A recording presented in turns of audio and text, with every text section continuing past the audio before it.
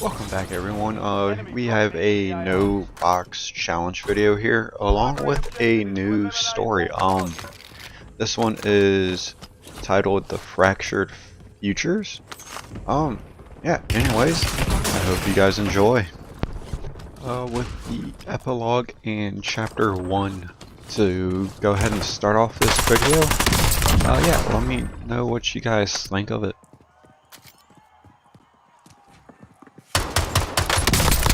Epilogue: The Last Witness. Rain hammered against the fractured glass of the chrono chamber as Detective Mara Lawrence stepped over the body. Its face was still shifting, aging, de-aging, flickering between centuries like a dying film reel. The killer had finally been caught, or so she thought. The corpse's hand twitched. A device, small, metallic, humming with impossible energy, rolled free from its grip. Mara knelt, reaching toward it. A whisper echoed behind her. "You're early." Mara spun around. Standing in the doorway was the same murderer. Alive, younger, smiling. Before she could speak, time fractured, the world dissolved into white. And the story began long before the moment that would end it.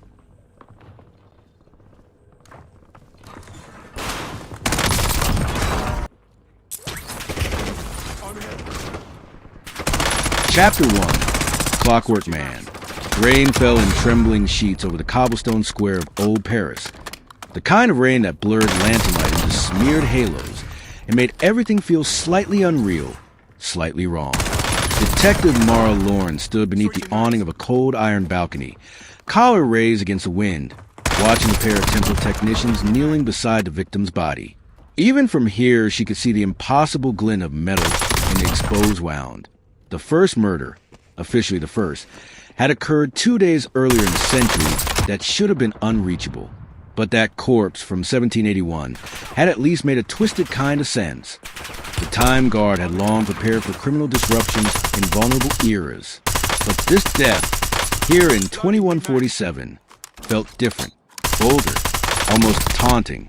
The victim was a historian, Dr. Jules Renard, a quiet man known more for footnotes and archival work than for stirring controversy. He lay sprawled on the stone steps of the Musée Chronologique, eyes wide, fingers curled as though reaching for something no one else could see. The wound in his chest was the shape of a long, precise puncture, nothing messy, nothing chaotic. A surgeon's kill, a practice kill. Mara approached slowly. The technician stepped aside. "There," one said, pointing to the metallic shard embedded in the wound. "You need to see this." Mara knelt, her dark hair dripping rainwater onto the corpse's coat. The shard glittered like a small, jagged tooth, its surface etched with a pattern of microcircuitry. Not a blade she recognized, not a material she recognized, but the feeling it gave her, cold and intimate, was familiar. "Pull up a scan," she said. The technician tapped his wrist console. A hollow display flickered to life, projecting a 3D rendering of the shard. Lines of text scrolled rapidly down the side. Mara froze. "It's from outside our era," she murmured. "Far outside," the tech agreed. "The material composition? It hasn't even been discovered yet." A gust of rain swept across the body, swirling fog around the lanterns and making the shadows dance. Mara stood, tightening her gloves. "Witnesses?" she asked. The tech nodded nervously. "A few." All said the same thing. Mara waited. They saw a man, thin, tall, wearing some kind of coat. The tech swallowed. They said he had a device, something humming, and then he vanished. Blue light, just blinked away into nothing. Mara felt the familiar sting of fear twist beneath her ribs. Fear and something else. Recognition. "He didn't vanish," she said quietly. He jumped. The rain intensified, pounding the museum steps, washing rivers of blood down into the street gutters. A murder weapon from the future. A historian dead without any logical motive. And a killer bold enough to perform a time jump in public. Someone was sending a message. Mara turned away from the body and scanned the perimeter. Her boots splashed in shallow pools, each step echoing like the click of a clock gear turning. Detective Lawrence. A voice called behind her. Her captain, Devereaux, was jogging across the square.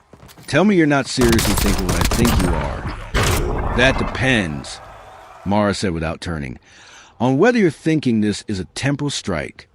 Devereaux groaned loudly, rubbing his temples beneath the brim of his soaked hat. Mara, we have no evidence this is the same attacker as the 18th century case. We have the same wound, the same alloy, and the same disappearance described by witnesses. That doesn't make it time travel. It makes it murder by someone who doesn't belong in this century. Devereaux sighed heavily. Defeated. Fine. We'll bring in the Time Regulations Bureau. But this isn't your case anymore. Mara turned sharply. Like hell it isn't. You're too close, he snapped. We both know why. Thunder cracked overhead.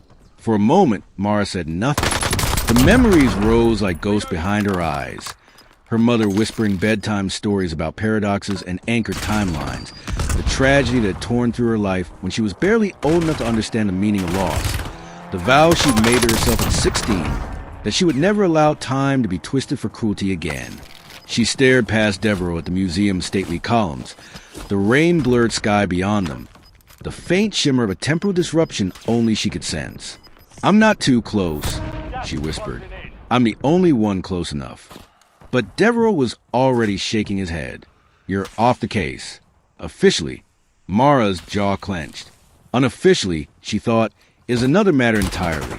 2 hours later, Mara stood alone in the cold, humming chamber of the Time Guard's auxiliary depot. The chrono tracks glowed faint blue beneath her boots, forming concentric rings that spiraled into the heart of the platform.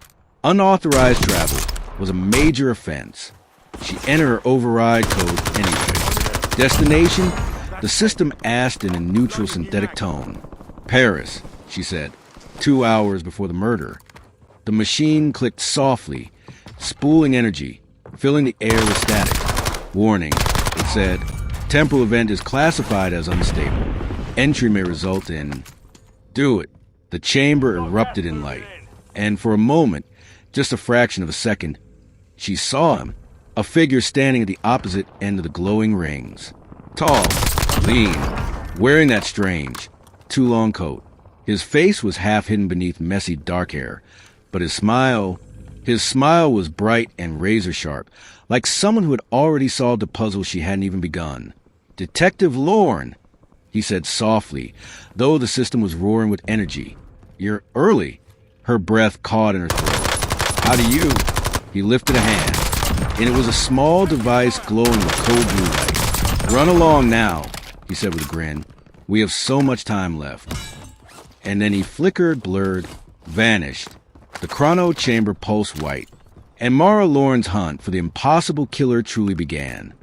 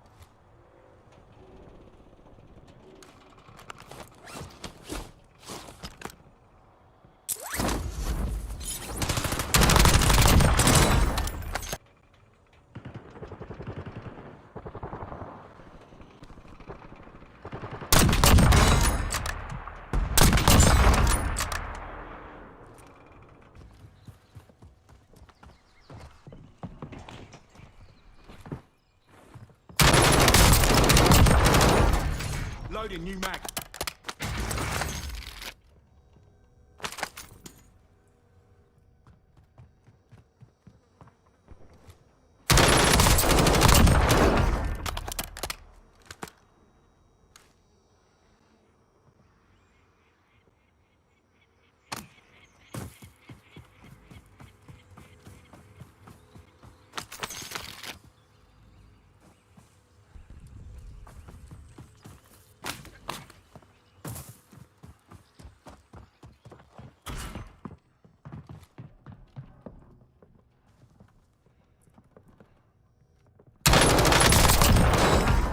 Okay.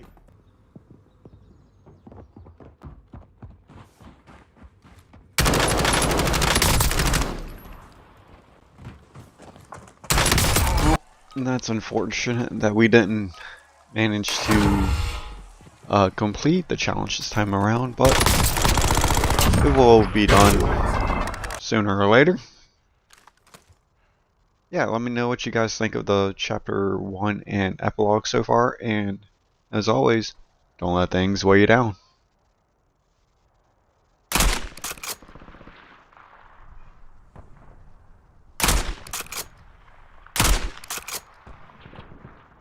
Visual on enemy.